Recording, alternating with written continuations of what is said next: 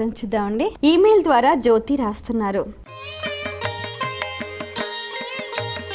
మనం రోజు 3 పూటలా తినే ఆహారాన్ని భగవంతుడికి నైవేద్యంగా అర్పించవచ్చునా తెలియజేయగలరు అంటూ రాస్తున్నారు. ముందు వారికి ధన్యవాదాలు చెప్పాలి. 3 పూటలా భోజనం చేస్తున్నందుకు. 3 పూటలా భోజనం చేస్తున్నాడు అంటే చాలా ఆరోగ్యంగా ఆ వ్యక్తి ఉన్నాడు అని. ఇవాళ రోజున 2 పూటలకే భోజనము అనేది చాలా మటుకు పరిమితమైంది. అయితే 3 పూటలు చేయనివ్వండి, 5 పూటలు చేయనివ్వండి, ఎన్నిసార్లు చేసినా భగవంతుడికి నివేదన చేయొచ్చు. దీంట్లో దోషం ఏమీ లేదు. ఖచ్చితంగా చేసినందువల్ల ఈ కష్టం కూడా ఎందుకు ఖచ్చితంగా చేయొచ్చు అని చెప్తున్నాను అంటే, వైశ్వదేవము అనేటటువంటిది ఒక సంప్రదాయంగా ఉండేది.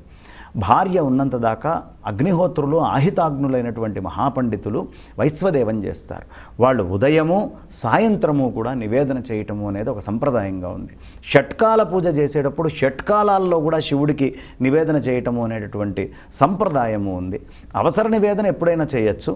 కానీ ఈ నివేదన అనేటటువంటిది మనం భగవంతుడికి నిజంగా అంత నిష్ఠ ఉండి, అంత శ్రద్ధ ఉంది, 3 పూటలా చక్కగా మడిగట్టుకొని భగవంతుడికి షోడశోపచార పూజలు చేసి నేను ఖచ్చితంగా మహానివేదన స్వామివారికి చెయ్యగలను అనేటటువంటి సంపూర్ణమైనటువంటి మనస్సు ఉండి, ఆయన మీద అంత ప్రేమ, ఆర్తి, తపన, తృష్ణ, భగవంతుడే సర్వస్వము అని జీవించేటట్టయితే మిగతా ఏ పనులు లేకపోతే ఇంతకంటే ఉత్తమమైనటువంటి పని ఇంకొకటి లేదు.